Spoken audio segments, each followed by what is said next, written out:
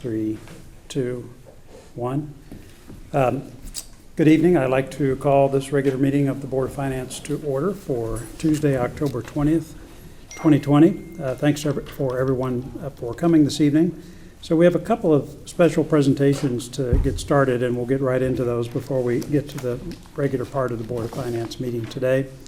The purpose of the two presentations, both by the Board of Education and the Board of Selectmen, is really just to give an update to the Board of Finance and to all the viewers in our forum as to expenditures related to COVID-19 and everything they're needing to do to ensure that everyone is as safe as possible in these crazy times. So here with us this evening is Tara Achman, Rich Rudel, and Alan Adley from the Board of Education, and then Jamie Stevenson is somewhere, along with Kate Bush and Jen Charneski from the town to give us an overview and presentation of their expenditures to date, how they see things, what the key issues are, and sort of what their crystal ball says going forward.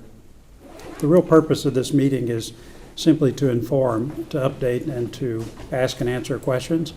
We're not looking for something that's gigantically comprehensive and stretching over multiple hours. It's really just to give us a chance to hear what you all are doing and how you're making decisions, what you've had to spend so far, and kind of what you see going forward. We expect to have multiple discussions like this over the course of the year, simply to keep everybody informed and have a regular dialogue.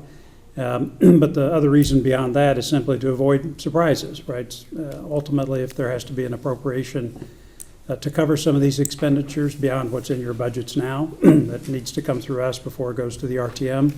And so this gives us a chance to just have a talk about it so that when that day comes, it's a discussion in a long line of discussions that got us to that point. So again, I appreciate you all coming. Let me turn it over to Tara for the Board of Education and let you all take it from here. And we'll see what questions come up. How do you want to do it? Please, that'd be great. Good evening, everyone.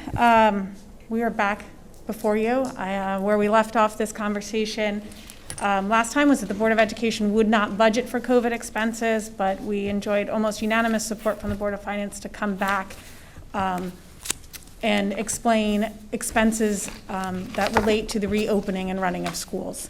So we appreciate this time to come back to you. We're sorry we missed September meeting. We had labor negotiations going on, but we appreciated updates with Chairman Zagrodzky and getting all of our financial information out to you at that time.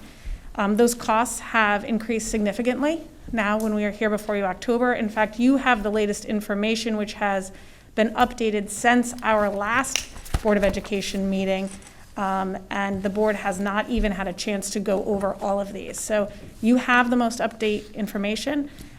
We look forward to having a discussion with you about these costs. As Chairman Zagrodzky said, to continuing that dialogue. We do anticipate the need for an appropriation. We are looking to manage in our own budget as much as possible to transfer monies where we can, to capture savings where we can, but we do anticipate the need for an appropriation.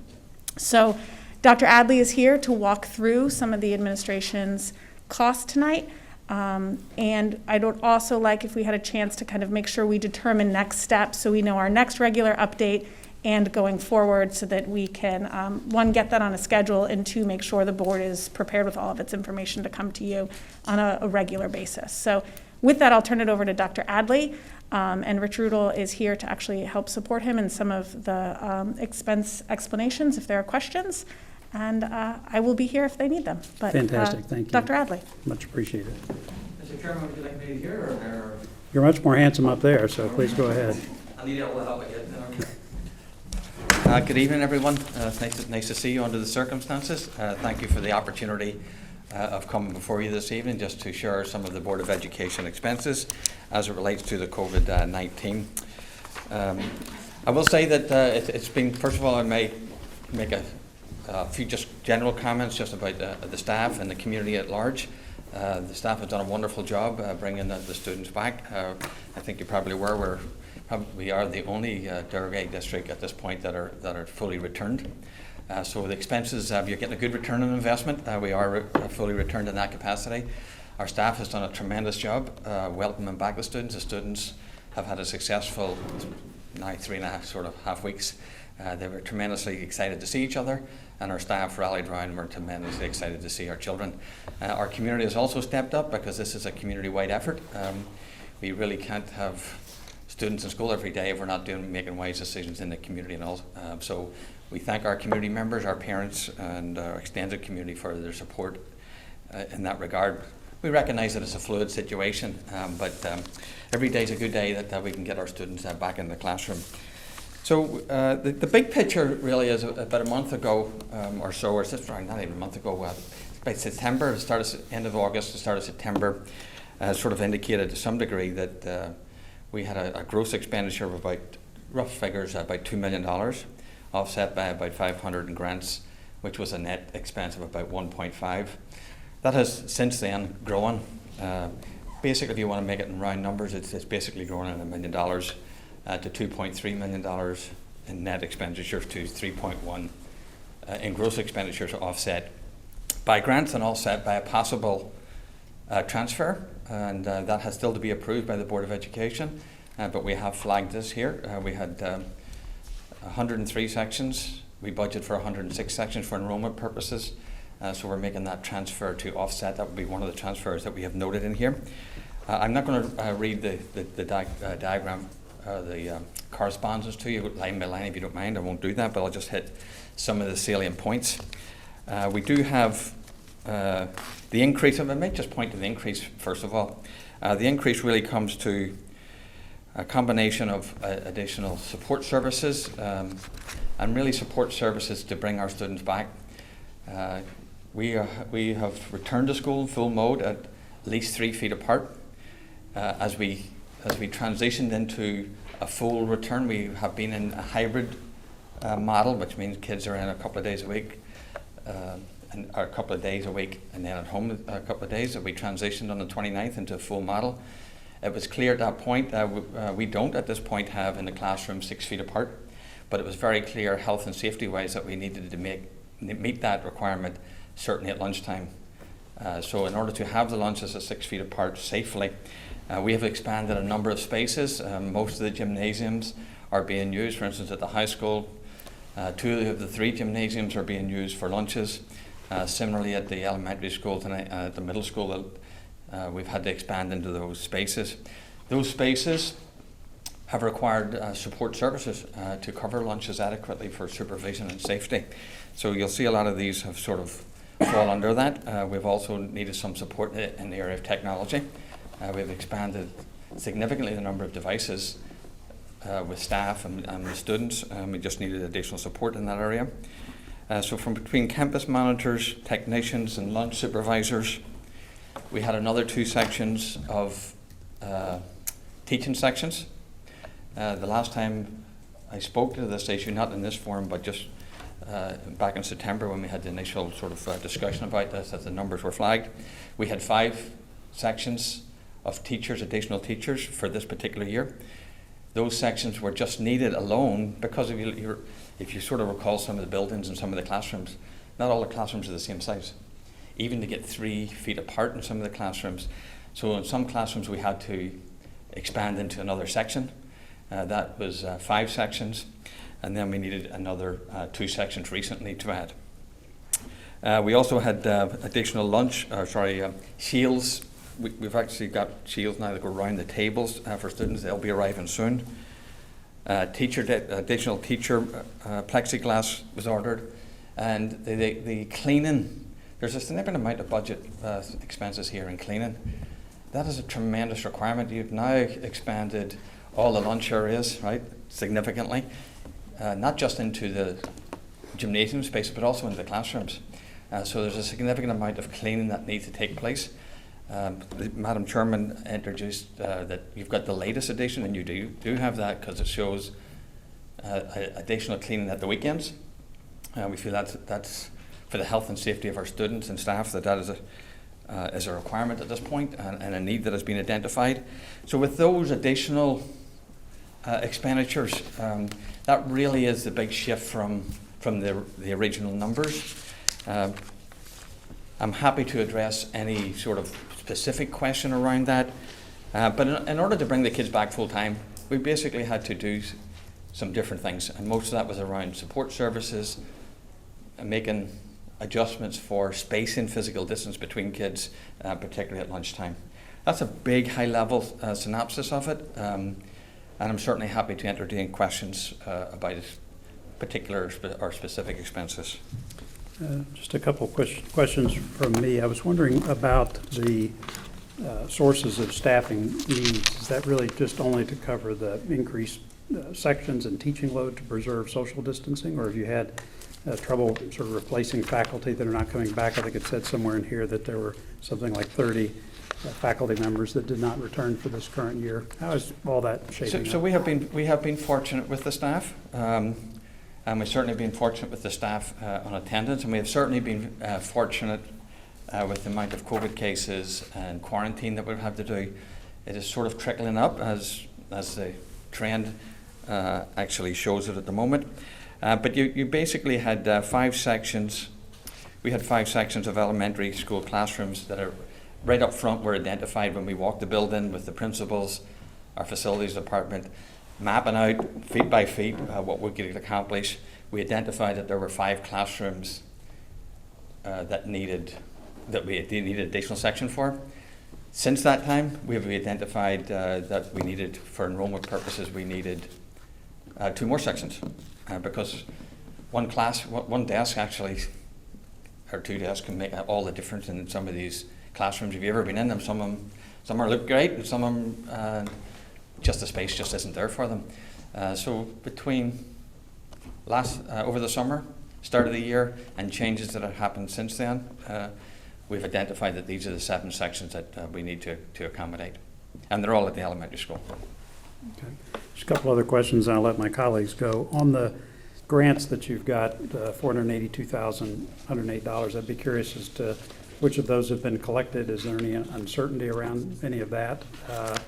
And also, just more to come. Does this reflect maybe, or not reflect maybe grants you've applied for but have not received? Well, we have, I think Mr. Rule can confirm that I think the coronavirus relief we've actually cashed in on it a little So bit. the ESSER grant's been received, we actually have those funds. Okay. Coronavirus relief fund was approved by the State Department, but we haven't had the opportunity to draw down that grant yet. We expect to be able to draw down that in November. Rumor has it there is another grant. We were surveyed at the start of the year, or at the end of the last year, just with what our needs would be, and there's discussion about another grant coming on the table, but we have not yet heard any more information from the State Department about that. Okay, last question for me. Obviously, a big change in the funding that you've had to expend since September for clear and acceptable reasons, of course.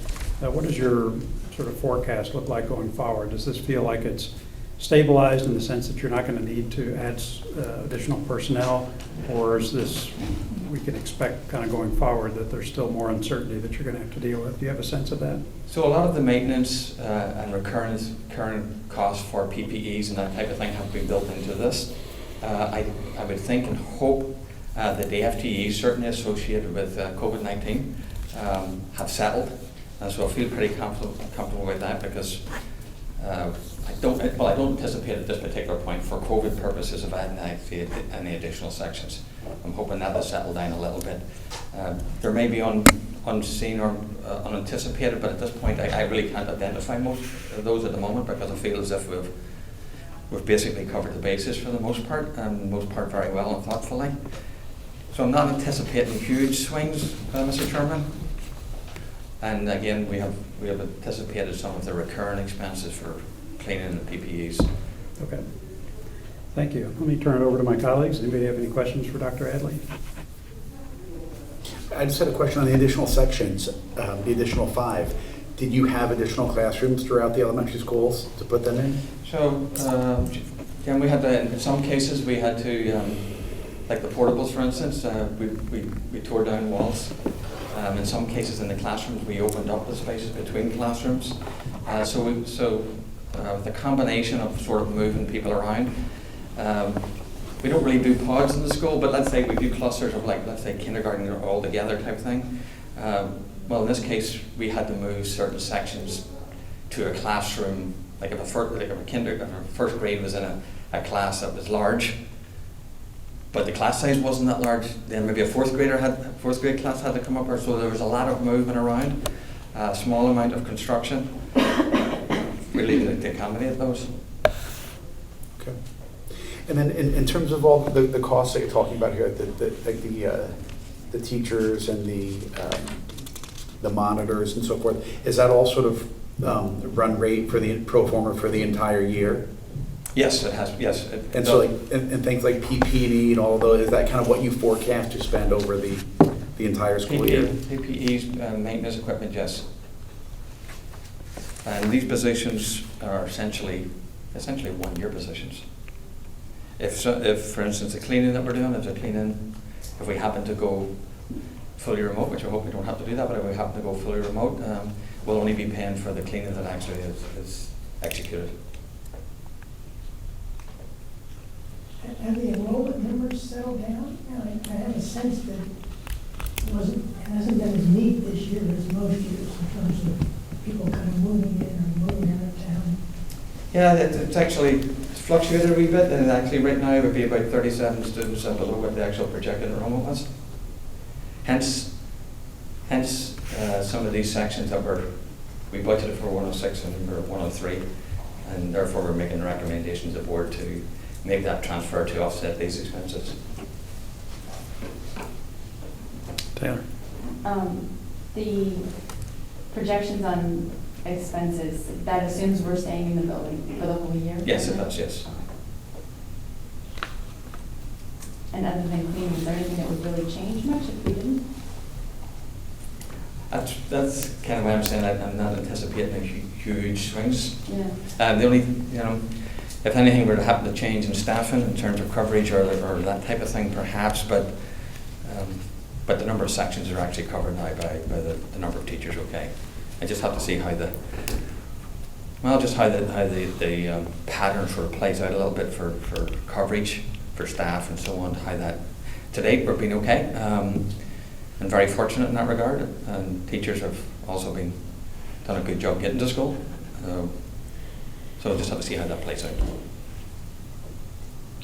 At maybe the most recent Board of Ed meeting, you spoke of the state's guidance on what constitutes hours or days. Sure. A legitimate school year has been less than precise and sometimes conflicting. Yeah. Have you gotten any further update from the state since those comments? Yes, I was told today that it's top of their list, but it's not fully complete yet, but they did at least call me back. The ironic thing is we're one of a handful across the state who are back, maybe not even a handful, right? And we're clearly trying to do what we think we should do for our students. But they're also, the actual mechanics of reporting something back is using what I'll call the old system whenever you didn't have all these parameters and issues to deal with, such as spacing when you walk in the building, spacing when you're coming out of the building. These are all additional things that take up time. The ironic thing is if we were out remote completely, we would be meeting those number of hours very, very easily. So I'll wait to hear back and I'll report that back to the board, obviously, and the community. I'm hopeful that they'll take a reasonable approach to it. Other questions for Dr. Hadley? I just want to say thank you as a parent who has 3 elementary school kids. I'm really, really glad they're in the building, so thank you. Well, we're glad to have them in the building. Thank you, Taylor. I just had one question, just in terms of, I find like the finance meetings that you guys have and the materials that Rich puts together to be very helpful. I looked through the packet for your upcoming meeting.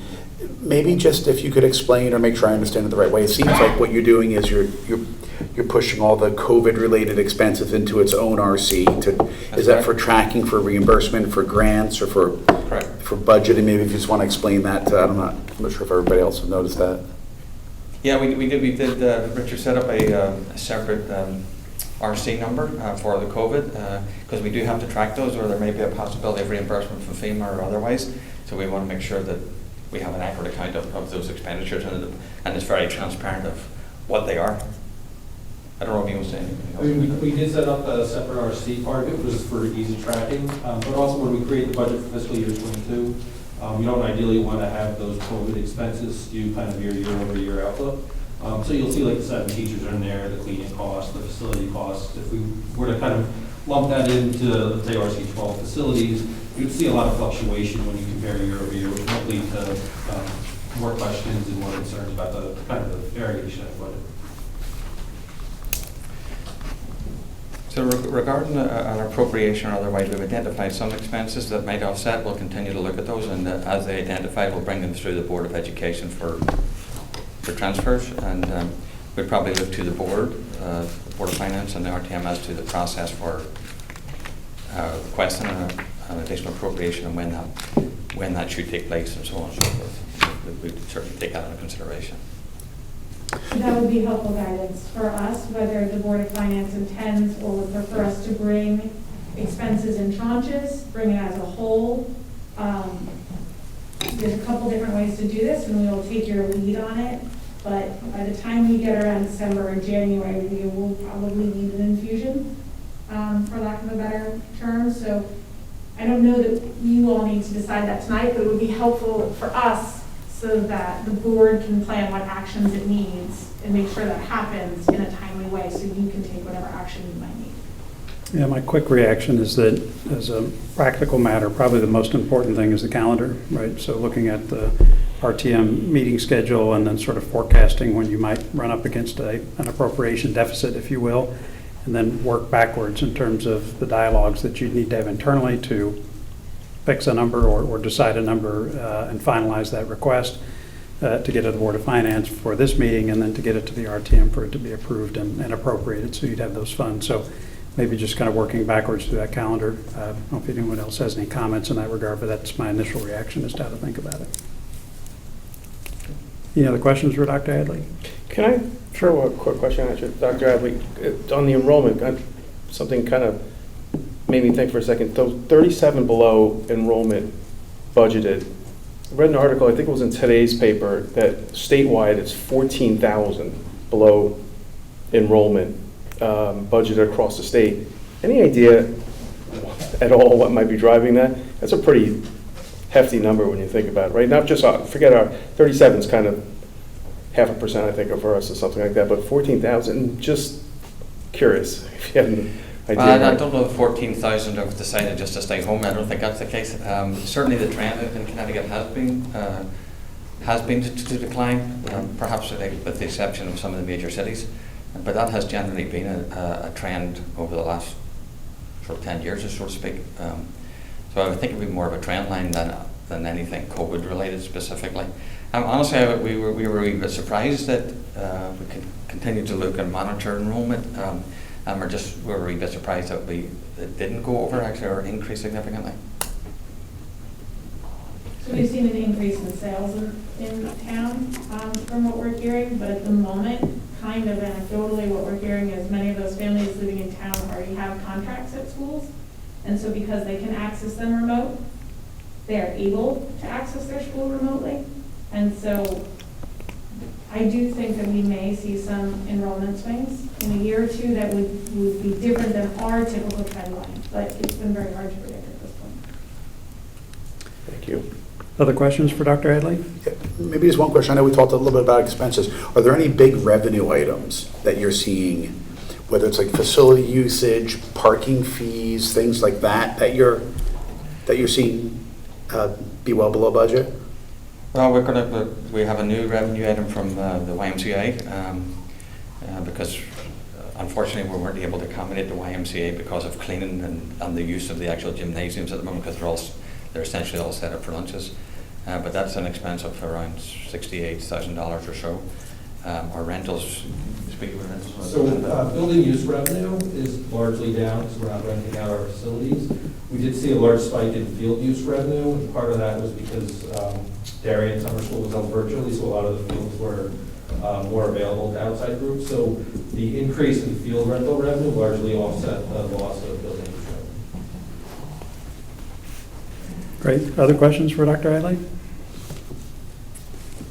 I would just say this is exactly the kind of discussion I wanted to have. I would say also in particular that this is focused on the financial aspects, but as you read through all this, it's very clear that you've had to make a lot of operational decisions to figure out how to get this done and get students back into school, and that's been a difficult process. I don't know whether you had the arrows in your back surgically removed or you just pulled them out, but glad to see you're healthy. Also, I would just echo the comment that was made. I think, Rich, these are fantastic reports, very thorough. This was very readable. I read through it all, and I think it's really good. You and your staff should be commended. In terms of what to do next, I think what I'd recommend is if we could get copied, to the extent you're comfortable doing it on your Finance Committee reports. I mean, for me, this really laid out and described a lot of this in detail, and I also don't know how often you would consider actually preparing a note like this that just sort of summarizes where things are. It doesn't have to be cumulative, it could be additive, and just say, go back and read prior notes, but anything you put in here would be new.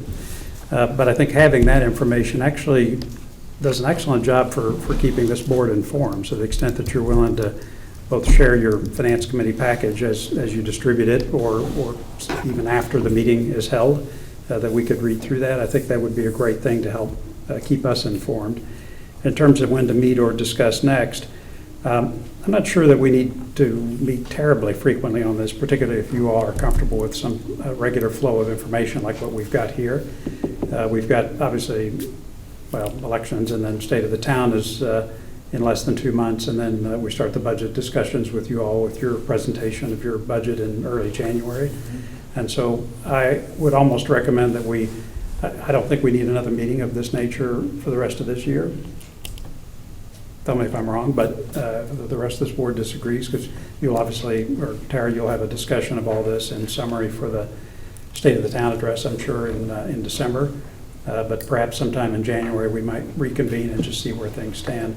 The only caveat I'd have on that is if there's a significant change, right? So a massive expenditure or some significant deviation from what you're forecasting at the moment, why we may need to convene earlier. I guess the last thing I'd say, I'm mindful of the appropriation request if and when it comes, just to back into the calendar so we can get that teed up in a way that gets it approved that meets your timeline. So the only question I would have is if we wait until spring, we're looking at a full appropriation, which if that's. Oh, I didn't say wait till spring. No, It's but I'm saying January. if we come back to you in January. Right. If we're looking for action, we certainly can get you all the finance committee materials, that's easy, and certainly any adjustments that might happen after a Board of Education meeting. I just want to make sure, and maybe what we'll do is kind of offline talk with Rich as he forecasts when we need an appropriation, and then back it up with your schedule and the RTMs as you suggested. Yeah, So I mean, as I said, we could discuss this kind of at any time as an efficiency matter, having many smaller appropriations as opposed to some larger ones as more of the expenditures in final form for the fiscal year start to come into focus. Might be just more efficient, but aside from the efficiency point, I'm kind of agnostic as to when you'd come to us for something like that. So, great, thank you. Well, board members and board chair, thank you for your consideration on Dr. behalf of the Much students and appreciated. families Thank at the you. time. I'm very proud of everybody's efforts thus far, and appreciate your consideration. Thank you very much. thank you. Okay. Next up for a similar discussion, the Board of Selectmen, Mrs. Stevenson.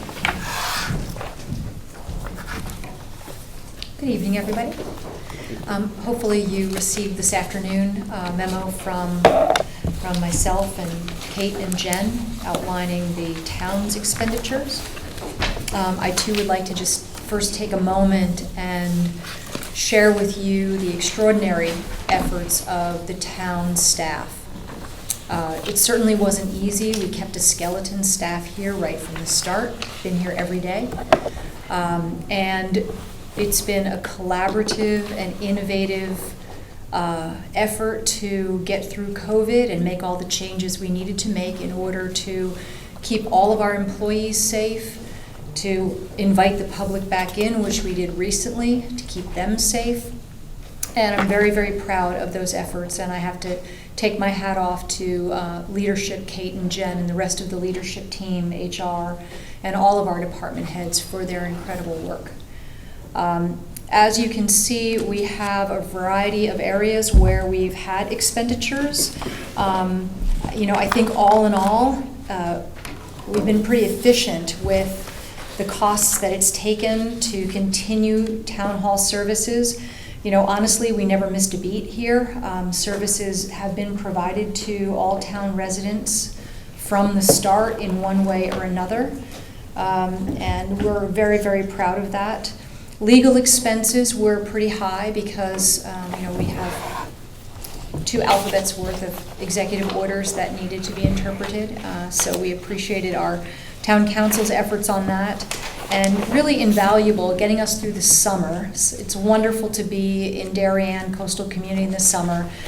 People able to enjoy the beaches because we augmented our security services, which was awesome because these security guards that we hired interacted with the people in the parks and beaches and reminded them to socially distance and keep their masks on, and things that we wouldn't have been able to do with our normal summer staffing.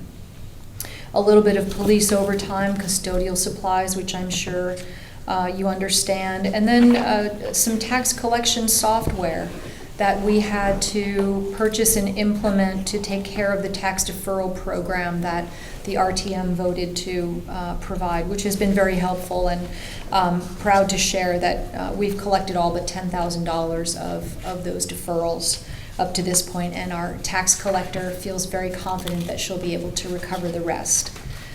I think the big news for the town is that we're not going to be asking for an appropriation of any kind. We can accommodate all these expenses within the context of our budget and with transfers. Thankfully we've had some funding sources through grants from FEMA, from the CARES Act funding, and from the Secretary of State's office to help us offset the expenditures related to the election and how to put on a safe election this year.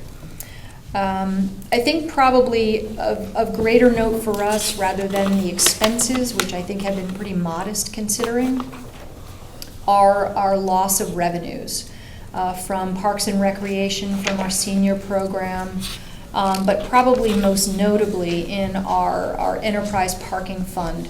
Our revenues are going to be down as much as 90% in our parking fund.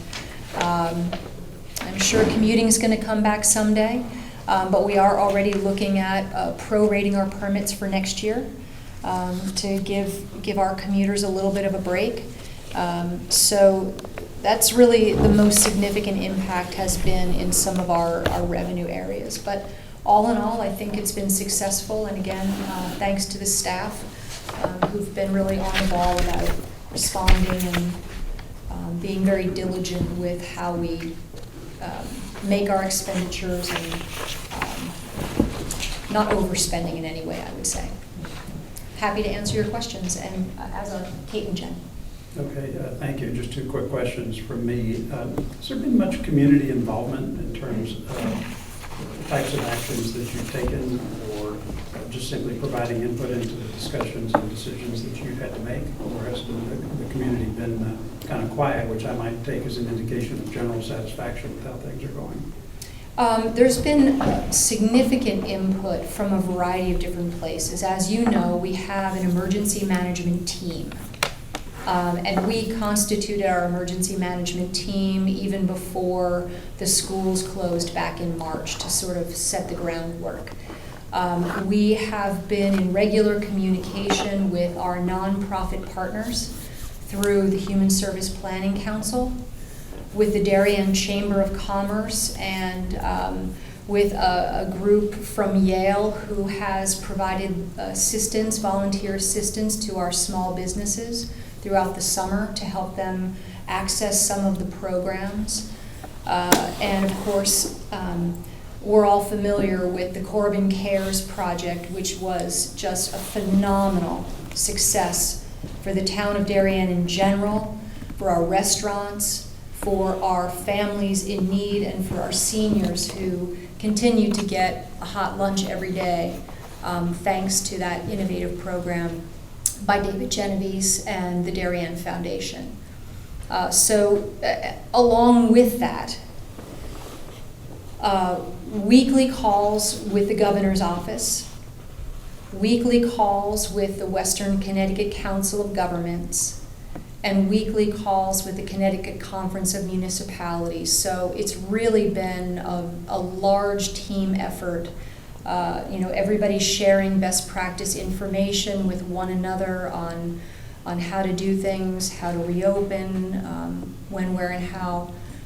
It's been quite extraordinary, and I would say one of the silver linings, of which there's actually quite a few silver linings from this unusual experience. That being one of them is the local, regional, and statewide collaboration. I know you're in close contact with other municipalities and chief executives in those municipalities. Have there been any interesting learnings from what other towns are doing, or are they more learning from us? Or I think we're pretty much all in the same place. I would say that we tried here in Darien Town Hall to get to a place where we could invite our employees back and invite the public back sooner than most other municipalities. And for that, I'm very grateful. Do it in a safe way. As you know, municipal employees tend to be a little bit older on the spectrum of municipal employees, so we're very mindful of their health and safety. So I think that we're actually a little bit ahead of the curve than many other municipalities. other questions for Jamie Frank? Yes. What have you learned, just in a general way, that may project going forward in terms of providing services or saving costs? I noticed, for example, that we don't get these meeting packets anymore. I can't imagine going back to receiving these. That's got to be kind of a savings or efficiency for you guys. And I'm guessing there are a fair number of others sort of like that. Is that your experience or not? Oh, absolutely. Remote access to meetings, I think, is not only a benefit for participants. I know the legislature is going to be working on perhaps some legislation that would allow the continuation of remote meeting access to make it legal to do so, to take votes, virtually. Moving our services, some of our services online. We had to do that in a hurry. It was a great exercise to do anyway. We'll never change that. And the more we can move online, the better. I would say in terms of things to add to the list to work on for the future, our information technology needs are only going to grow from here. So I think we need to take a really holistic look at IT services for the town. There's some needs at the Darien Police Department with the new police accountability bill that all sort of feeds into a need for a real robust discussion about that. And to look at our communication channels, learning how to build better communication channels that would allow multiple departments to feed into one communication source. We're a bit decentralized here in Town Hall. Works well in normal times, maybe in emergency times. Could have some enhancement. But I think the more I think about it, there was a lot of positives that really came from the experience. I will say, bar none. As a chief elected official, I spend a lot of time with my colleagues and my emergency management team doing tabletop exercises. Like the Armageddon scenarios of emergency management.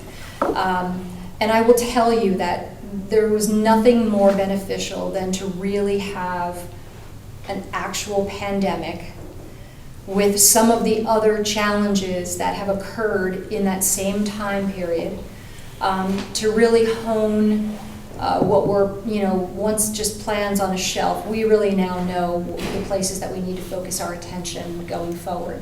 Storms, riots, racial unrest, protests, it just all came at the same time. And, a presidential election coming up, the likes of which will be like nothing that we've ever seen before. So, kudos to the staff really for the work that they're doing, taking it all in stride. It's not easy, and I'm sure it's not easy for the Board of Education staff and the teachers as well. I think everybody needs a mental health break once in a while, but, you know, we endeavor to persevere. Terrific. Other questions for Jamie? Taylor? So I understand that the parking revenue is way down. Are we also looking at revising the budget for parking, or are we looking at $1 million miss? Will the operations be adjusted? You know, our operations are really parking enforcement and doing some maintenance, but Kate, would you like to address that? A lot of the costs are built in. They're in maintenance of the lots, maintenance of the platforms, the buildings. We can't get away from them. We are utilizing the personnel to do some of the work that we might have in prior years farmed out, but they're back enforcing now. So, you know, there might be some adjustments we could make, but not that are going to be cause significant savings. Dan? This schedule through October 8th, that's, I think, roughly 25% of the fiscal year. And how would you expect the 28,000 net number to land by the end of the year? I can't imagine it's going to go up by 4 times, since a lot of this was probably more front-loaded. But would you expect this number to be materially higher by the end of the year, but still absorbed in the budget? Or are you looking at kind of smaller changes? I don't think it'll be materially higher in the budget, and Kate and Jen, you can correct me if I'm wrong, but, you know, legal consultation, barring anything unusual, and I should not say that it won't happen because we know it could, I don't really anticipate the need for that kind of legal counsel.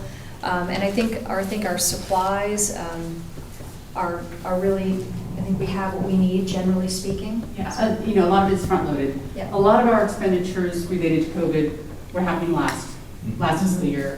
You know, all the retrofitting, or the majority of the retrofitting was last year. The majority of the legal expenses were last year. The one expense that is bigger in this year would be the security services at the beaches and the parks. So you do have a transfer before you tonight that would actually fund not just what we have incurred so far this year, but anticipates a higher level of security services in this season beginning in May of next year. The other expenses, you know, really, you know, we'll have some ongoing ones. The, you know, the GoToMeeting, GoToWebinar subscriptions, which we haven't had in the past, that will be ongoing. Which you're welcome to replace with Zoom, by the way. That thing kills me. Yeah. Look, I've got the GoToMeeting and GoToWebinar down pretty good, so let's not mess with that. You know, some of the custodial supplies, you know, that will be ongoing. We are looking for grants to help us with doing contact tracing.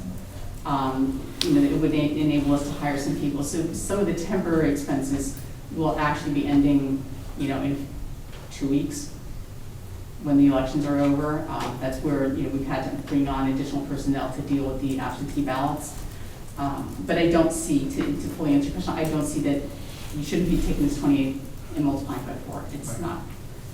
Thank you. And I would also add that the expenditures that we've had renting the tent for the COVID, drive-through COVID testing site by Murphy Medical, I anticipate sometime soon that we will no longer be paying for the tent expenses as we get into winter. If we continue offering that through Murphy Medical, I think Murphy Medical has offered to pick up those expenses, so that should be eliminated. Terrific. Other questions? Well, to conclude this exercise, I guess I would just say a couple of things. One is I know, as Jamie said, that we're all in need of a mental health break, having had to deal with all of this at multiple levels, and I think we're all continuing to have that need. But I just wanted to say that it's really impressive, not just the boards working to solve these problems and keep the wheels of government and education turning, but also everyone who's part of that team. I mean, I'm talking about not just the executive staff that's here today, but teachers, custodians, people working in departments, people working outside, trying to keep all of this pulled together. it really is impressive to see literally every person pulling their weight like that. And I think just collectively, we should all be quite proud of those efforts and those individual struggles to try to make sure that each person's doing their part to contribute to this. And you see the results. You see a town hall that's open before most other town halls that are open. You see schools that are open for students where most other schools are not. And to see the cumulative effect of all this effort with a result like that, paired with financial results in terms of what we're having to spend to do all of this that are certainly going to cost us some money, but at least to this point, not anything like what I expected. I think this is an excellent outcome so far, and I would commend not just everybody here, but all the members of these boards, as well as all the town and district employees that have made this come together to this point. So certainly for me, thank you very much. I hope this all continues and that Lady Luck continues to shine on these efforts. But thank you for coming, and we really appreciate the update today. Thank you. Thank you. Okay, so we will move on with the rest of our agenda for this evening. Next up are some transfers, one from last year. Jennifer.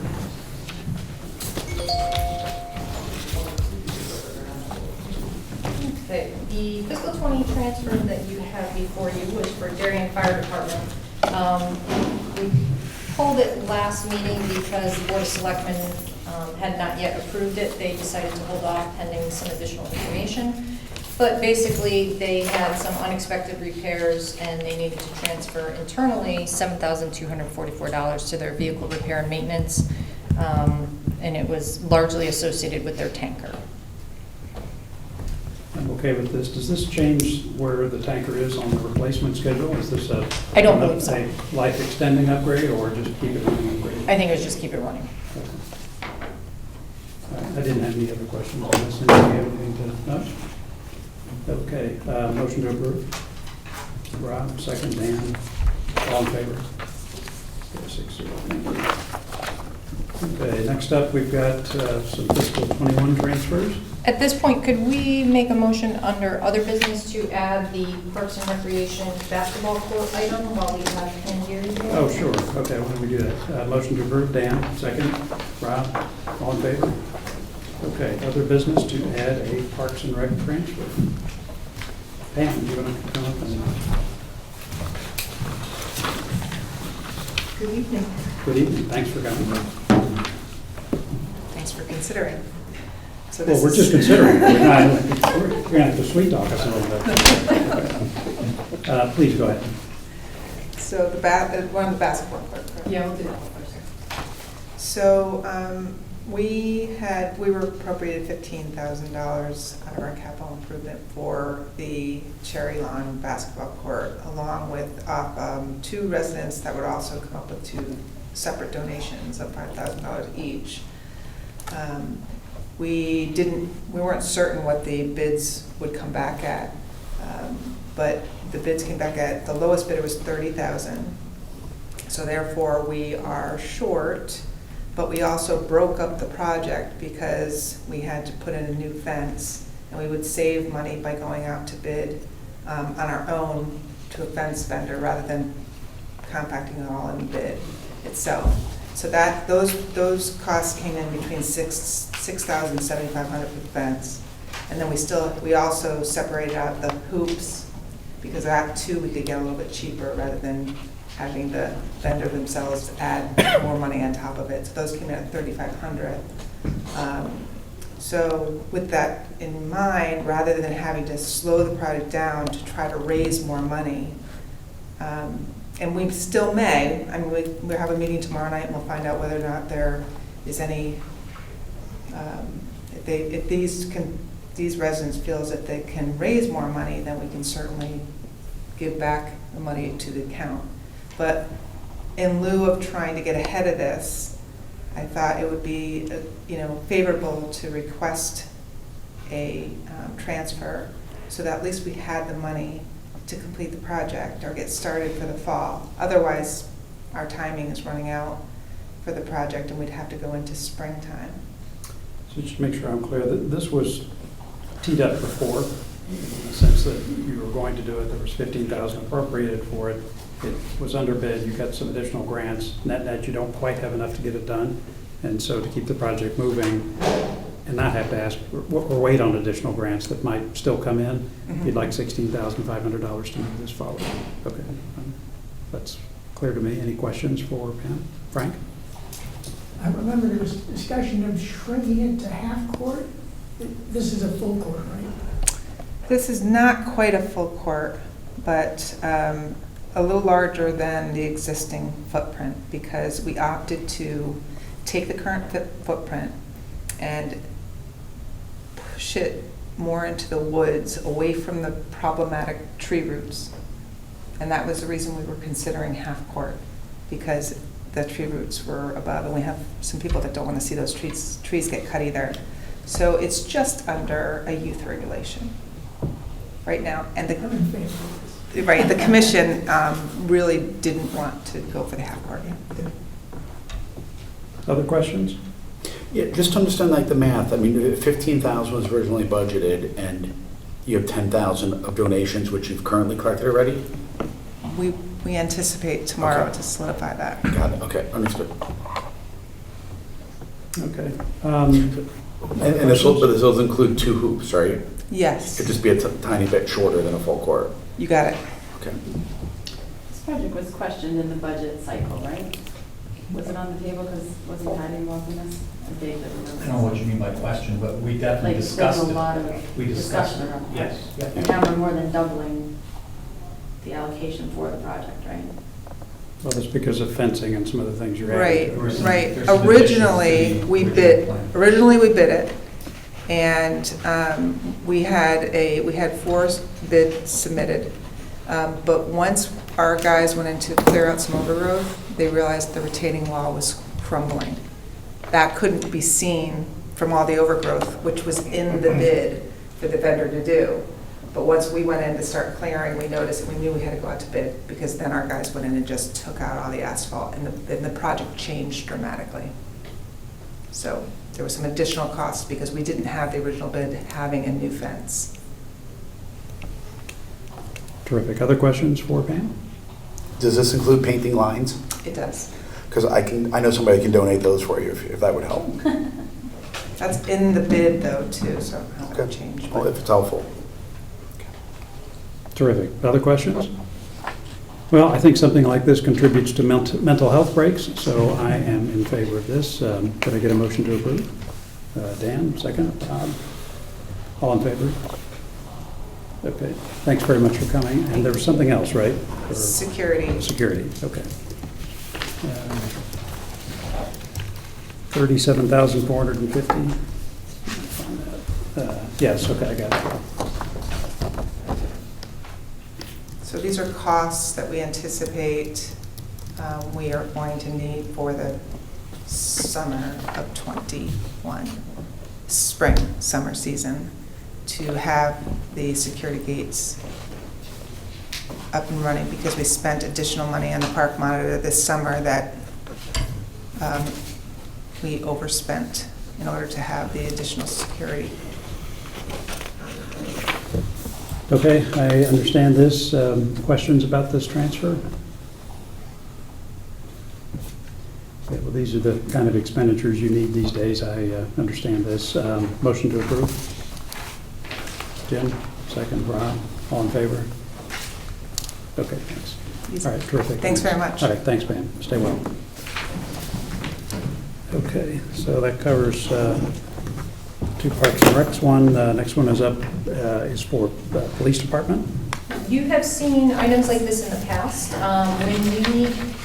Our police department, when they hire, it is to our advantage to hire a police officer that is already certified, so that we don't have to send them to the academy and have them on our payroll, but not actually out on patrol. So in this instance, we were able to hire a certified police officer from the Cheshire Police Department. But when we do that, there is a state statute that requires us to pay the town from which we hired the officer if they haven't been there beyond a certain amount of time, to repay them for some of the training costs that they bore. So in this case, we are beholden to Cheshire for $7,316 for this particular officer's training. In the past, sometimes they've been significantly more than this, so this is actually a very big deal for us. About what does it cost to get a new officer through the training? Kind of from zero? Tens of thousands of dollars. So this is a good deal, Yes. as long as Chester doesn't come back and pilfer. I mean, yes, I didn't know about this as well. I think this is fine. Any questions about this? Okay, motion to Where approve? does this put us Sure. in staffing? I believe this was our last officer, we're full. Except for the civilian dispatch. Right, one civilian dispatcher still. But So that means we've hired two? Hmm? We've hired two in the last X amount of months? I thought we were down two. We hired one, honestly, I've lost track of time. Yeah. I think it was back in the spring, we may have Must have hired been late, one other must have been late officer. spring, because I could have sworn Chief said it, we're down two, right? You remember that? So maybe, well, yeah, you're right, time is starting to. Okay. But that's So- right. Okay, motion to approve? Okay, Taylor, second, Rob. All in favor? Okay. Okay, next up is various departments. These are all the salary transfers. Correct. Non-union wage increases were approved by the Board of Selectmen for this fiscal year. We don't budget them in the departments, we put them in the salary contingency, and once the salary increases are approved, we move them out into the departments. So that is what we are looking to do with this transfer. Any surprises with any of this or anything to point out? We do this every year, so, No, nothing unusual with this one. okay. Is there anything left over in these accounts? There is, in the salary contingency account, the public works contract is not settled. This actually, I believe this came in a little bit lower than what we had budgeted for this group, but there are funds also left in the salary contingency account because the public works contract is not settled. So once we settle, we'll have to move out of salary contingency for that. Okay, motion to approve? Dan, second. Rob, all in favor? Okay. All right, that's it on all our transfers. Update on review of reserve and recurring appropriation accounts. Dan and Frank, or Jennifer. I was designated spokesperson. Okay. We did meet last week, the full group with Jim, Taylor, Dan, and Jack Davis. We settled on a methodology for identifying 3 categories within the reserve for capital non-recurring. The first being, and let me just say, we're not including the Board of Finance contingency account in this discussion. So we have major capital projects. These would be identified in advance and authorized under the annual budget process. We establish a reserve to fund them with an annual contribution determined by the estimated useful life and a threshold of purchase price. So what we're envisioning here is like the fire apparatus reserve that would remain, and something like the public works equipment replacement reserve would remain. But other reserves that we have, like park and recreation equipment, we felt that those types of purchases that might be a heavy-duty truck for $65,000, they don't rise to the level of needing to be reserved. They should be standalone projects that go through the regular budget process. So they wouldn't fall into this category. What we need to really do is firm up the thresholds. A couple of ideas that we kicked around brought us to an idea of maybe a purchase price in excess of $100,000 and a useful life of more than 5 years. But we're still trying to find out what we think is the right number for that. And then in addition to that, so we might have just 2 reserves, pooled reserves. We would develop a process for the departments to request from the Board of Finance that they access the funds to that reserve. So that we know that what they are purchasing is something that we did reserve for in that account, that the purchase price is in line with what we're expecting, those kinds of items. The second category would be minor capital projects. So they're identified in advance and authorized through the budget process. They are specific capital expenditures, either a purchase or a specific project. And they would meet our definition for capital, which would be greater than $5,000 with a minimum useful life of 2 years.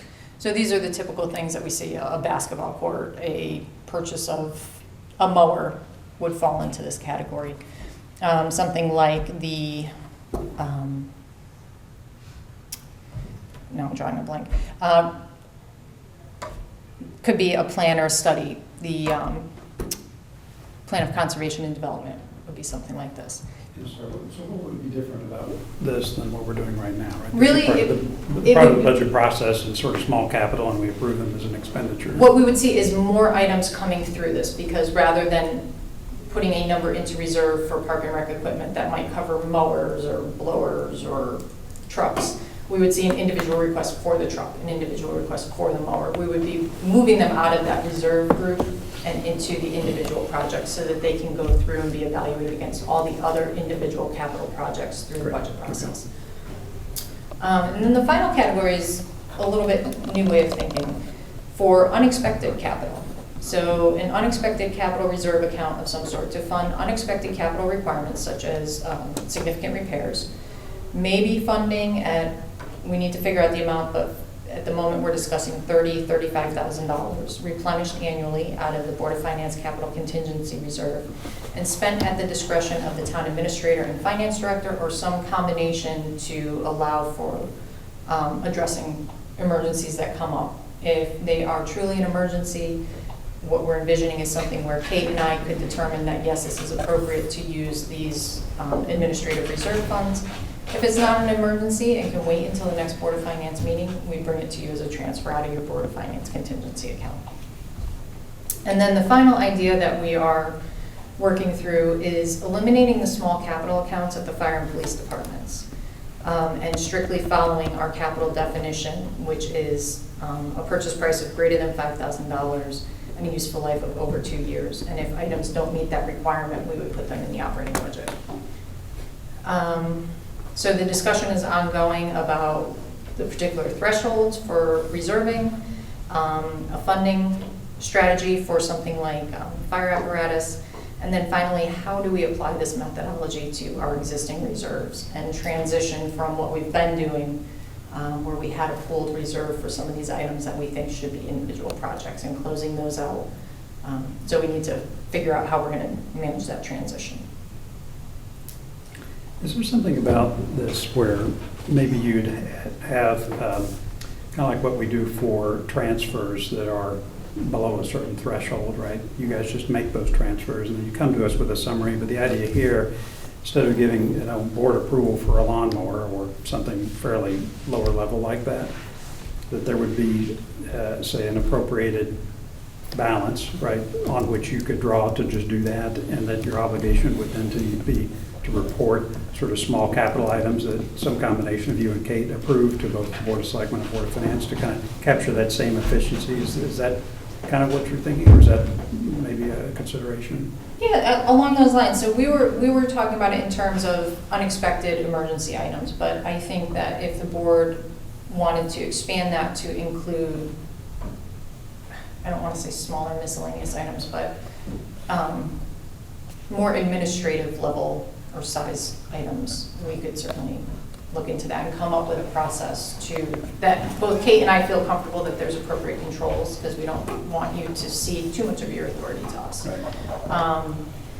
But as long as Kate and I were both comfortable with being given that authority, we felt that we had a process for reporting back to you.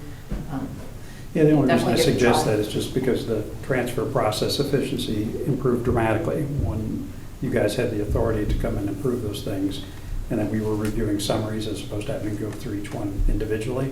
I don't know what the volume of small and unexpected CapEx is, and whether there's an opportunity for a similar process to capture efficiency and sort of make your life easier, but just worth considering, that's all I'm saying. Yeah, and something like that, I would recommend that we start with a small amount that Kate and I have discretion over, see how much it's being used, what it's being used for, so that we can get a feel for it, you can get a feel for it, and then we adjust the amount over the next year or two.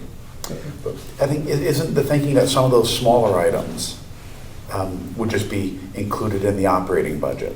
Right now the fire department's may buy some kind of specialized saws, which they're not inexpensive, but they don't, as an individual purchase, don't rise to the $5,000 threshold, but they, in aggregate, the small items that they purchase reach $5,000. So something like that, I think we should stick with our definition of capital and move those into the operating budget. Where it will get a little bit tricky is with the police department. They have AEDs that they replace, the external defibrillators, and mobile data terminals. And if they replace one in a year, it's going to be less than $5,000. But in years that the replacement schedule requires them to replace more than one, it can be a significant jump.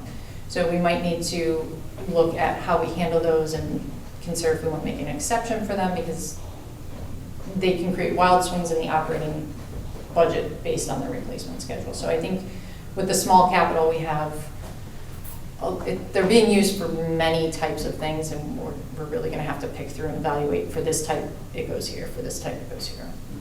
But I think part of this whole process was also whether it be the large capital, the medium capital, or the small stuff that gets pushed to the operating budget, is that it would be incumbent upon the department heads to sort of rethink it each year, to kind of revisit that and say, this is a $500,000 expenditure. 5 years from now, we're reserving $100,000 per year. Let me rethink, what is that going to cost in 4 years? Is it more? Is it less? Are we over-reserved? Or are we under-reserved?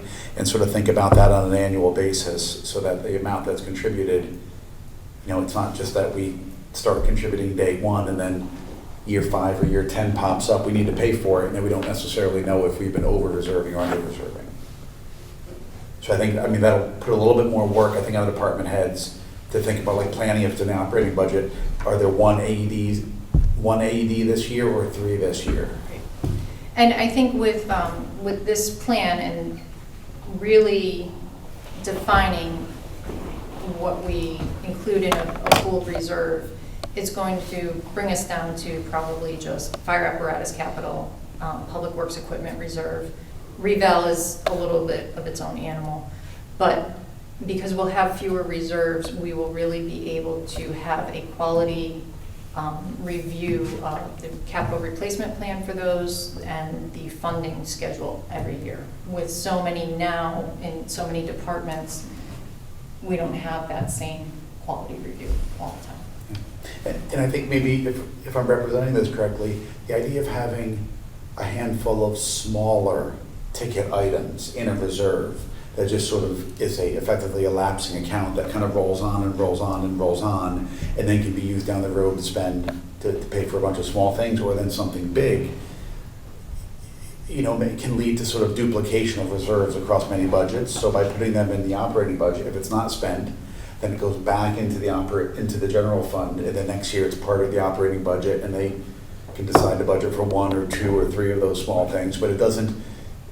It sort of forces, I think, to be rethought about each year, Right. in terms of how much needs to be sitting there. Again, trying to limit the amount of stuff we have sitting around earning. We should pay as you go for As much as possible. as much as possible. Exceptions are, we pay over time. And those are, what you said, a dollar threshold and a useful life. If they meet that threshold, we're okay to pay over time.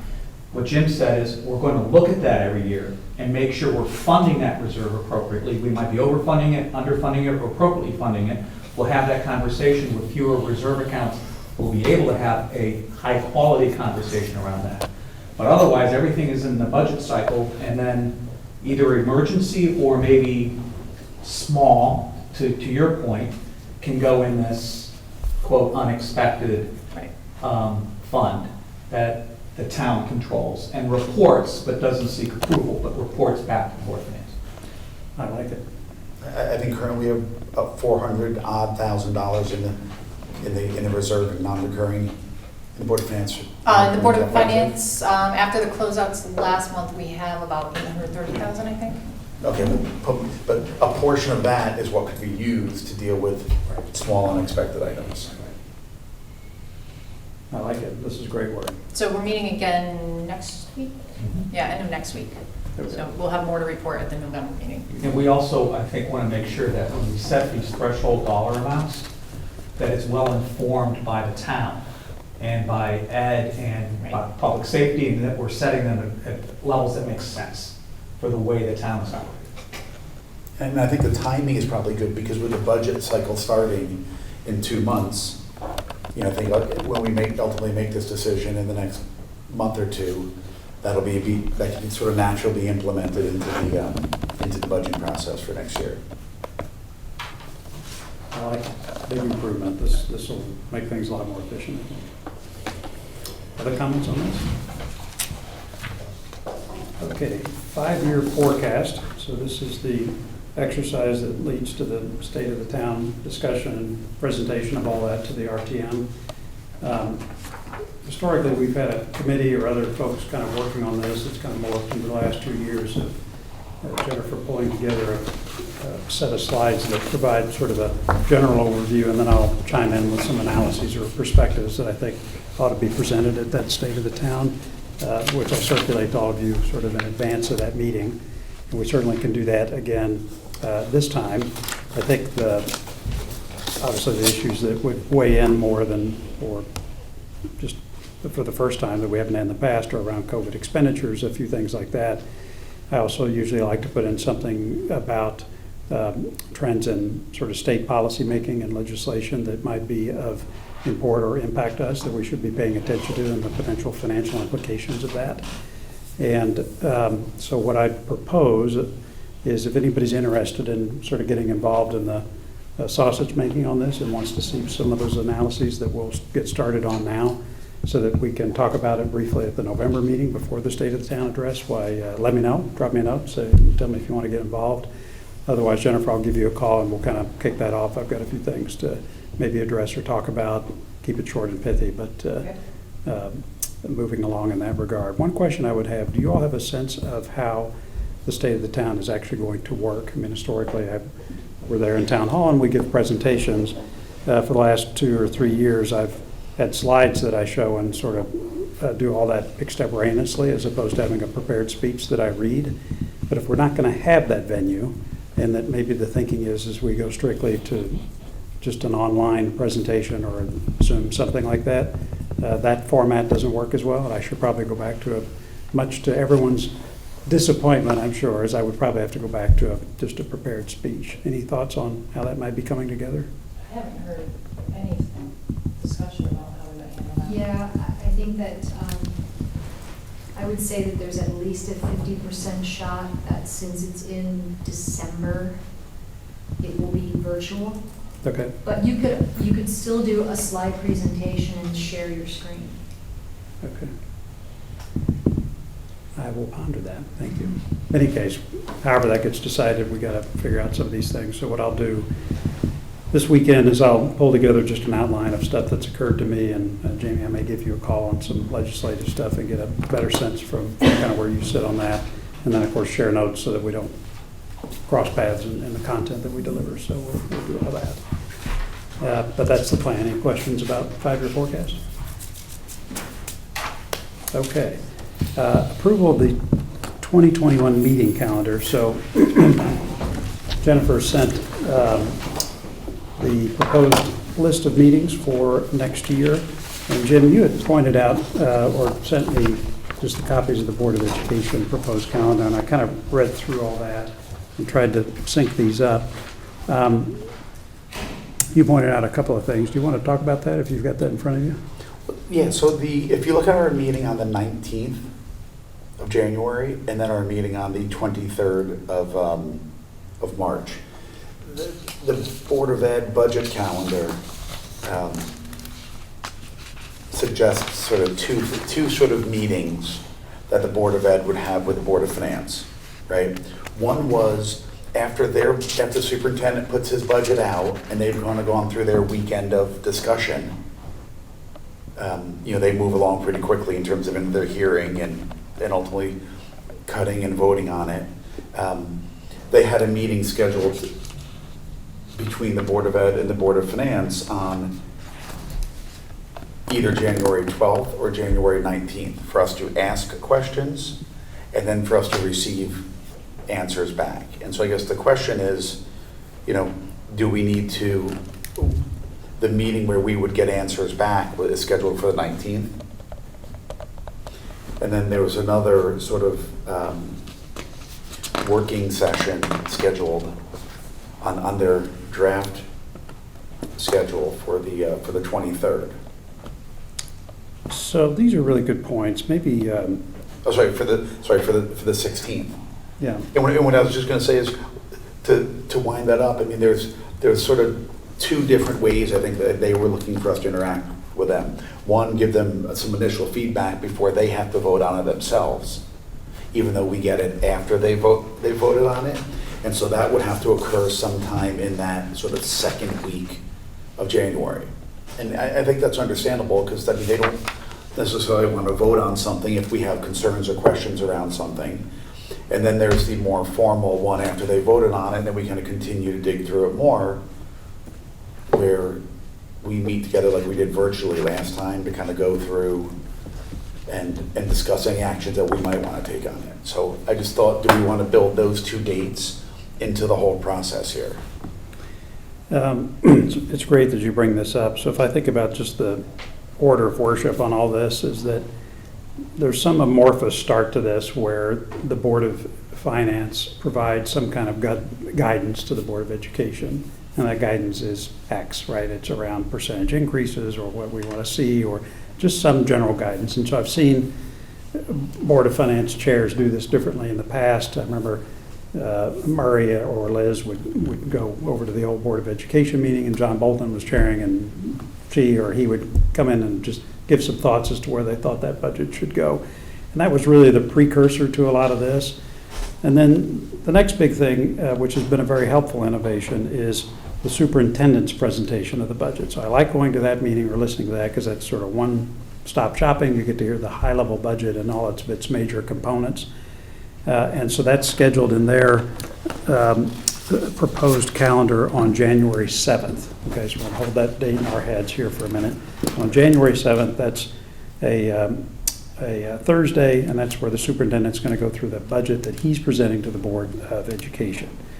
So that's followed by the Saturday from Hell, which is the full day review of their entire budget at all the RCs, which is also extremely useful. But again, you really just have to dedicate the whole day to that. I'm glad to actually do that.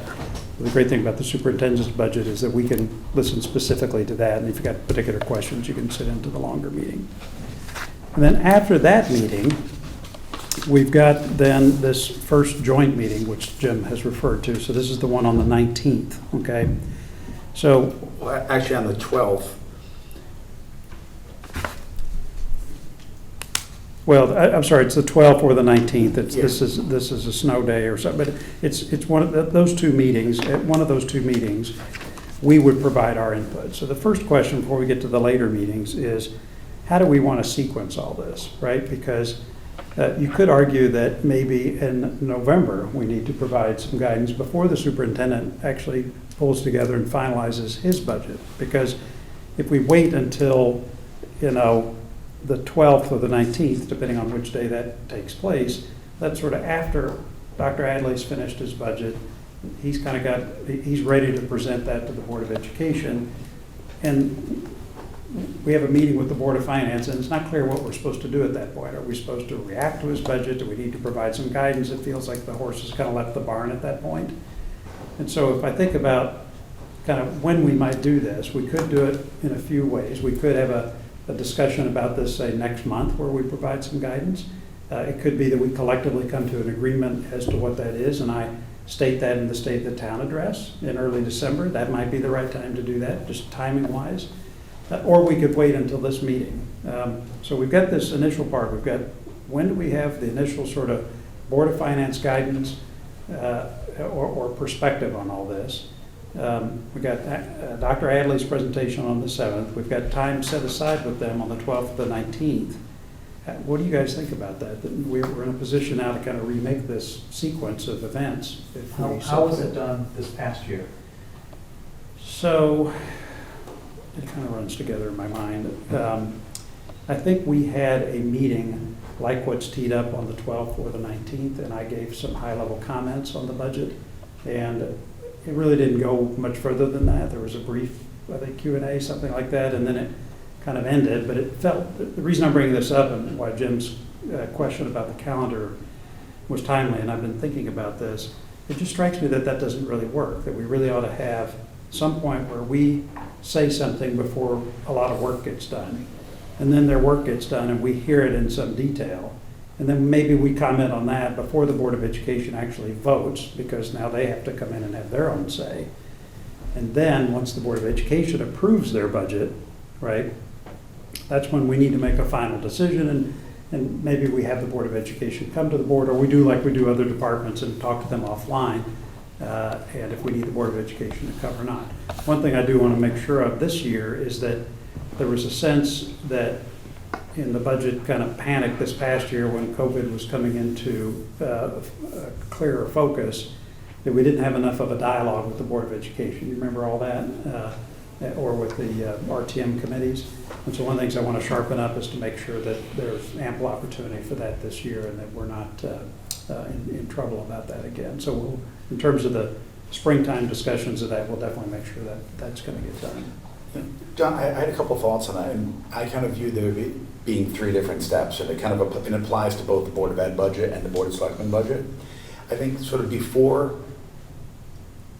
the superintendent and the Board of Selectmen start developing their budgets, I think we should have some, in light of all the things we know about different budgets, contracts that were passed and so forth, some very high-level guidance, like I agree. When do you to think like we hold should- numbers. And I think that should kind of be in sometime in December, because really they're starting working, Jen, I think with the department heads in December.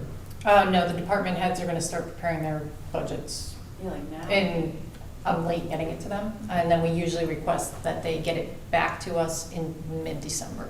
Okay, so as the superintendent and I guess like Kate is providing that, I think sometime like in late November we should be giving some type of, 0, 1, 2, 3 type of, guidance, I think, to both. So I would agree with that. We could debate it at our November meeting and either articulate it at that session, or I could include it in the state of the town, or both, right? We could commence it as what we decided in November, and I want to reiterate it as part of those remarks. And then I think the second step is when the superintendent puts his budget out and when the administrator puts their budget out, I think we need to relatively early on review it. It all happens quickly, so we don't have the same amount of time that we have later on in the process, but I think we need to review it, ask some initial questions, which generally requires them to go back and do some work and sort of dig into, and then sort of have a follow-up where we give them some guidance based on the actual budget that we've seen. Doesn't mean we're signing off on it. And then I think when both of these budgets is it in April when they officially get handed to us? Beginning of March. Okay, March, when they officially get handed to us. Then, when we're going through both budgets, as part of our normal process, then I think we should probably also be having like a sit-down with each board to discuss any more detailed questions we have, or any, like in this past year, any actions we thought we needed to take given. All right, so that's great. Let me summarize where we are. So what we're going to do in November is we will discuss and adopt a posture from the Board of Finance for both budgets in terms of guidance that we would offer. We'll summarize it at that meeting. I'll reiterate it in the State of the Town talk in early December. And then the next thing that happens is early January, there's a Board of Selectmen. Kate will do an overview of the Board of Selectmen budget. Alan does the Board of Education budget. And so we're going to go to those meetings and we're going to listen to all that. And the thing to keep in mind is that the Board of Education will then get Alan's budget, and they're meeting to do a final vote on their budget on February 9th. So it's relatively close after that. So my question is after Alan and Kate present their budgets, which are the budgets they're proposing to their respective boards in early January, you see here on January 12th, we have now, again, separate time with the Board of Education. Do we need that time before the Board of Education votes on their budget on the 9th, since we will have already provided guidance up front in November? Well, I think the guidance we're providing beforehand is like without seeing or actually looking at their budget. I think, that's a very sort of high level, just sort of overall guidance on spending. I think sometime in mid-January. Well, one of these two meetings, right? Yes, one of these two, or we could, have another meeting. I think personally that the 12th is just, is crazy quick for us to go through, when they're going to be going through the budget on the 9th. in detail in that. Yeah, I don't, it's hard to be prepared in 3 Saturday, days. the to- 9th is their big day, 12th is awfully tight to that. Yeah, so I feel like the 19th would be a good meeting for us to kind of ask questions. And we should keep in mind that this will be a little bit like this year, that this situation will move around, you know, later in this process than our historical experiences. But that's my conviction anyway. So the guidance we give them, that we would discuss in November and maybe then somehow deliver to them, whether it's in the State of the Union, what will that be informed by? Year-to-date experience. It'll be informed by prior year's budgets in terms of just general increases that we'd like to see and kind of our own knowledge and perspectives on that. I would actually hope to sit down with Alan separately and just kind of take his temperature on some of that so that I could, which I will try to do, and try to feed that perspective into the budget discussion that we'd have in November. So it would be that kind of high-level guidance. Right. Yeah, I think it could reflect contracts that have been negotiated that year. I mean, other Fair. sort of, All right, so what we're going to do is guidance discussion in November, which we would then articulate publicly then, summarize it in the state of the town. Alan and Kate give their budget summaries in early January, which we will listen to on the 19th. We will sit in the Board of Education meeting or go to the Board of Education with reactions from that discussion. Then the Board of Education votes on February 9th. We then have those budgets are then presented to us. There's one date, I forget where that is, somewhere. I think it's on the 2nd. So this is where Board of Finance meeting at which the Board of Education recommended budget is submitted. That's after the Board of Education is voted. Then we have our statutory meeting on the something. Let's see, it is The 9th. the what day? The 9th with a snow day of the 16th of March. Okay, right, that's on that day. Got it. 9th or the 16th, and then the last meeting we'd have with the Board of Education and maybe the RTM committees would be as part of our budget review process after that. So when we're doing all of our budget reviews, and we may do this year to just invite them to come to the Board of Finance, and we'd actually go through our final questions at that point.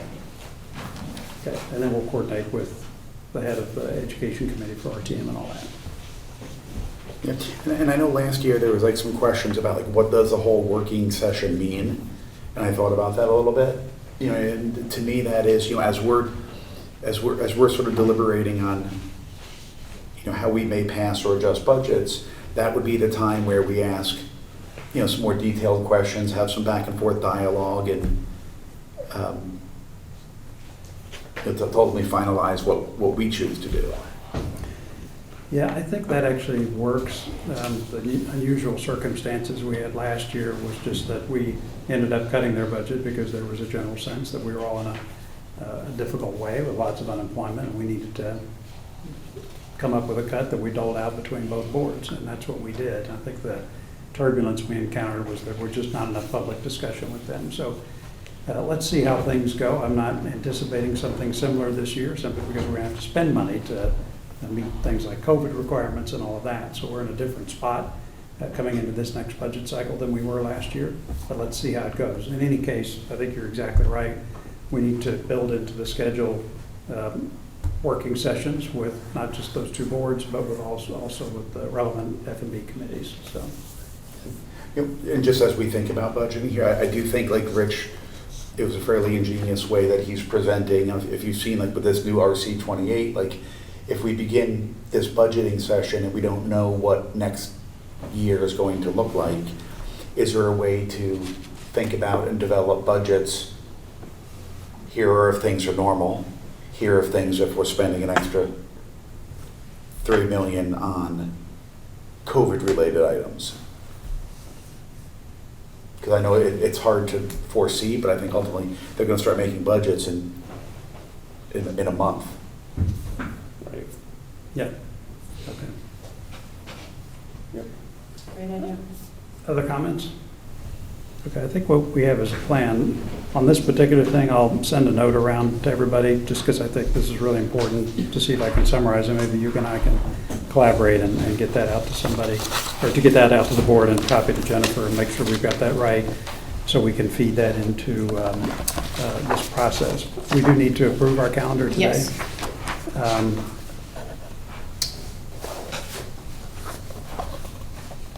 Sessions that would change. When is the, I don't know, did we still have a school break in April, or?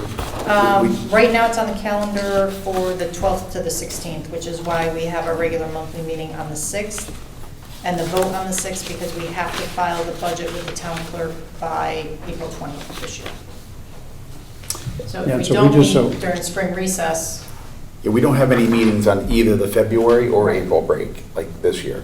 right, Okay, so because I think you and I had decided that we were going to move up the April meeting, cancel the March meeting. yes, All right, so just so everybody knows, that Jennifer and I talked, so we're going to have a regular meeting in February. We have no regular meeting in March, and we just moved the April meeting up really early so that we would both meet the statutory deadline and not have too many meetings. I don't think we'll need all these budget work sessions. Let's just see how it goes, but this kind of feels right and meets our deadline, stays away from the spring break. I think it works. and technically, the budget work sessions, because they're noticed on here, are regular meetings, which means we can add to the agenda if something comes up in March. We don't have to have Okay, regular meeting. this works for me. Any questions? Okay, motion to approve our meeting calendar. Jim, second, Taylor? All in favor? Awesome, okay. All right, so that's our calendar. Financial report. Financial report, we're looking good. Jamie went over our COVID expenses with you. Really, on the revenue side, one big concern that we have is property taxes, but as Jamie reported, the tax deferrals have worked out very well. We deferred a total of $624,000, and as of October 1st, which was when they were due, we had received payments totaling $613,766, so 98.33% had paid within their deferral period. And as of that time, we had $10,367 outstanding, which was, we deferred a total of 62 applications. 57 of them had paid, and 5 were outstanding as of October 1st. So we are right on track with our tax collections, consistent with prior years. We will need to keep an eye on the January collections.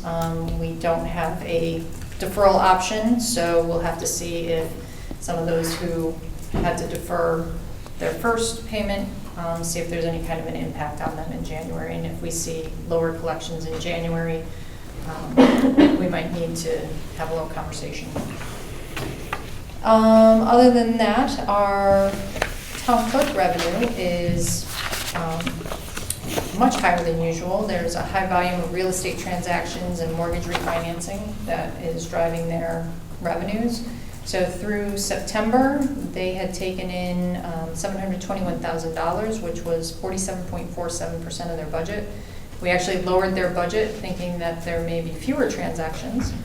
And then just yesterday, we took in $154,000 from them for a couple weeks of collections. So their numbers continue to go up, so I don't have any concerns about that line item. Building permits, the redevelopment projects are moving along. We will see some permit revenue, but it's still just a question of timing.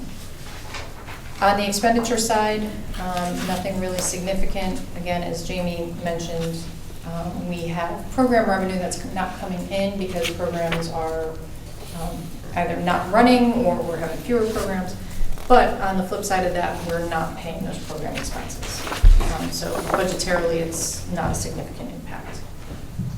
Hey, Jen, on the education side, I was just in light of what we heard from the school, they've used 16% of the budget, but on average, they've historically used 19% of the budget?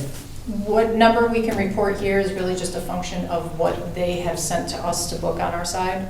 So it's not real time for their numbers.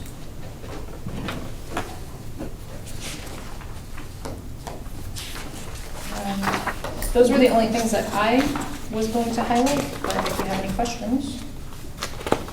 The legal counsel, is that, is that going to go sort of out of whack for the year?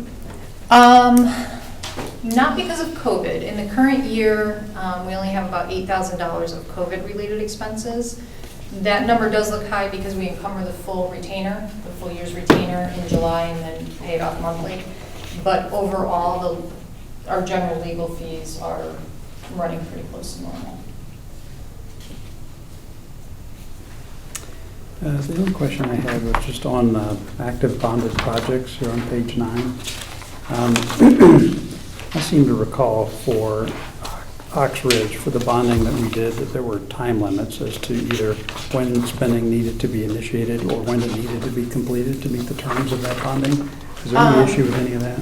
So we have milestones, expenditure milestones of 6 months, 12 months, 18 months, and 2 years.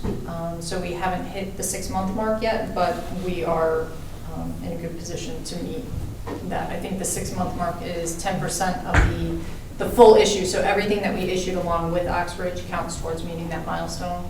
And I think we have exceeded it already. And what's the last date money can be spent under that bond issue? Or isn't there one?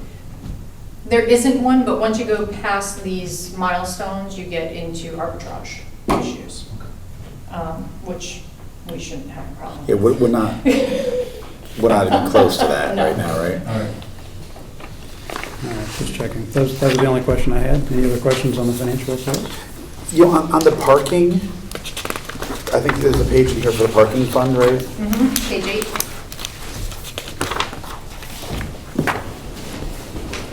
So if we think about the parking permits, you know, we're expecting 356. It sounds like what would have normally been paid in December is going to be pushed to March. Right. And rather than collecting 100% of it, we're going to ask to collect 75% of it, right? That is the plan at the moment. I guess my one question is, we still have a pretty healthy backlog. So if some people choose not to, like very infrequent commuters that want to just go to the daily pass, there's still a long line of Yes. of people that could come in. So 75% of that number, it probably feels pretty good, right? Yes. So then on the 585 of dailies, that's where we've only collected 5,000, right? Right. Yeah, the daily and the tickets are very low. The parking tickets? Yeah, the parking permits are pretty much a sure thing because people are going to buy them because they don't want to lose their spot. But the daily parking is where we're going to have a big problem. And can you remind me of what parking proceeds, if any, go to the state as opposed to the town? Is it all town revenue? It all stays within the parking fund, and the lease that we have with the state that expired years ago, but we still can operate under the same terms, requires that a certain percentage of the collected money go towards capital improvements for the Got it. properties. Okay. So this doesn't necessarily hit our operating budget. Correct. Right, Yeah, this is all budget. This is all separate. parking revenue Yeah. supporting the parking expenses. And there's a reserve for parking too, right? It does have a fund balance, yes. Yeah, it's kind of interesting. Is that going to be a deficit that we need to fund out of the town's fund balance? I don't know what their fund balance reserve is. And I don't recall the fund balance offhand. In this year, if we only got the 75% of parking permits and everything else stayed very low, and we couldn't make any adjustments on the expenditure side, the deficit would draw down the fund balance, but I don't think it would eliminate it. We would still have some fund balance left, but if this continued on beyond this year, we could be looking at a problem. To monitor. And we're responsible for topping that up if it draws? I don't know. I imagine so because we do operate them, but this is an unusual circumstance, so I'm not quite sure how that would be handled. And it'll be interesting if they run a surplus in the future, do we recoup that fund balance to the town, right? Because this is a separate fund. Right, Anyway, so- all to be explored. Yeah, so I think we're gonna have to start looking into those what-ifs But in the current year, I don't think we'll have to actually invoke anything. All right. Approval of minutes, we have them for July and for September, since we didn't have an August meeting. The only correction, well, I don't know if it's a correction or it's a different statute, but at the top of page 2 on the July 21st minutes, it says deed restricted affordable housing is new, section 8-32. If that's a separate section, or it really should say 830G. I don't know. Extremely minor in the scheme of things, but otherwise I didn't see any other corrections. Anybody else have any corrections or edits to the minutes?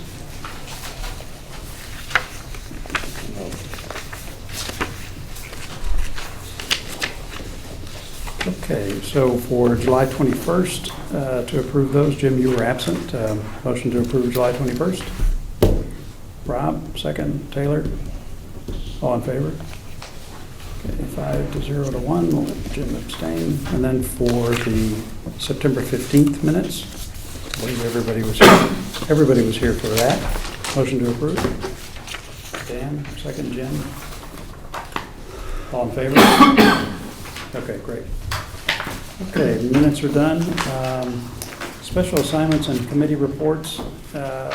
Since it's getting late, the one I did want to just focus on was to give Dan to give us a quick update on the Oxbridge Building Committee and let us know what's going on there.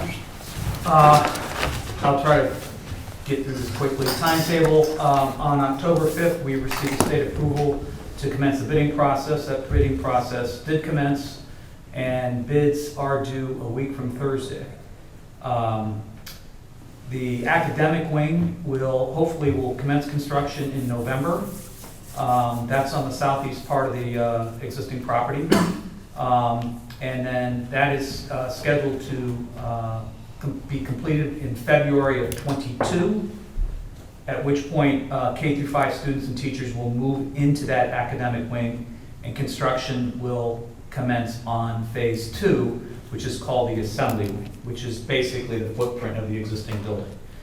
That construction is meant to finalize somewhere in February 23 through April of 23, at which point final site work and closeout is done and ELP returns in the fall of that year, so the ensuing academic year. The budget currently, cost estimates including all soft costs and contingencies is at $64.4 million, which is $1.4 million or 2.3% over the authorized budget. And that number could actually go up a little bit because of some soil-related costs, basically removal and storage of soil from the property. We've also worked through changes to that estimate of about $700,000, and recent bids have come in, according to our consultants, recent bids have come in 2 to 5% below what original budgeted costs were. So there is no expected need at this point to come back for any additional monies. Great. You had asked also about emerging issues. Again, we'll have a clearer idea on the budget when we get bids next week. Again, the soil issue, there's 20,000 cubic yards of soil from the project site, and we have to move that, and we have to store it, and that's going to cost some extra money. With respect to state funding, in late September, the Connecticut legislature and the governor approved state funding for the project up to 10.7% of eligible construction costs, capped at $63 million. So that's roughly $6.3 million or so. And then Department of Transportation approval. Because the size of the school is so large, it requires this OSTA, which is basically a traffic authorization. We need that authorization in place in order to award bids. So that's basically where we are right now with respect to the state. And with respect to building permits, the construction managers applied for a building permit, is presenting the required documents to the relevant departments, and the trades will apply once their bids are awarded. So I'd say, all in all, good news. We'll have a much clearer picture when bids are received at the end of next week. Hopefully, shortly thereafter, we'll have this OSTA approval in hand, and we can put shovel in the ground. Dan, just a question on the 10% or 10.1% of eligible costs. Not all 63 are eligible. I think, did you just say up to? Is it up Assuming to that 6? eligible costs will approach 93% of the total, Connecticut funding could approach 6.3 million. So Got it. the experts have estimated eligible costs at 93% of that. And then we get 10% of the eligible. Yes. Terrific. Other questions for Dan on this? Thank you for being part of this committee. Extremely helpful and a great update. Okay. Other committees, just audit. I know, Jim, you were working on teacher negotiation or administrator negotiations. Yes, so last week we actually completed negotiations between participated in the negotiations between the Board of Ed and the Darien Administrators Association. It's a group that includes 33 administrators, basically all the principals and assistant superintendents and so forth, excluding the superintendent, finance director, and HR rep. So that'll get announced. The union and the Board of Ed just need to approve that. I think the Board of Ed will do it at its next meeting, and then it'll go to the RTM for a vote. Great. So it's not yet public in terms of what the settlement was, so that'll be announced in a few weeks. Great. Other comments, other committees? Okay. Jen, anything on audit? We have a draft, Oh, yeah, Okay, which excellent. is surprising, given that's pretty great. it's remote. Yeah, I was gonna say, it's pretty great. I thought they were poking around in your office a little bit. One day they were here. So they did, sorry, John, they did all of it except for one day remote? Yeah. That's pretty awesome. Nice work. That's really good. All right, Chairman's report. I don't actually have anything to report. The main objective today was to get the two boards here to talk about COVID expenditures and make sure we were all transparent and informed on that. And I think those discussions went great. So thanks for everybody sitting through that. I think it was valuable to hear all that. But that's all I've got to say. Is there anything else that we need to discuss tonight? I think we're done. Motion to adjourn. Jim, second. Rob? All in favor? Terrific. We're adjourned. See you next time.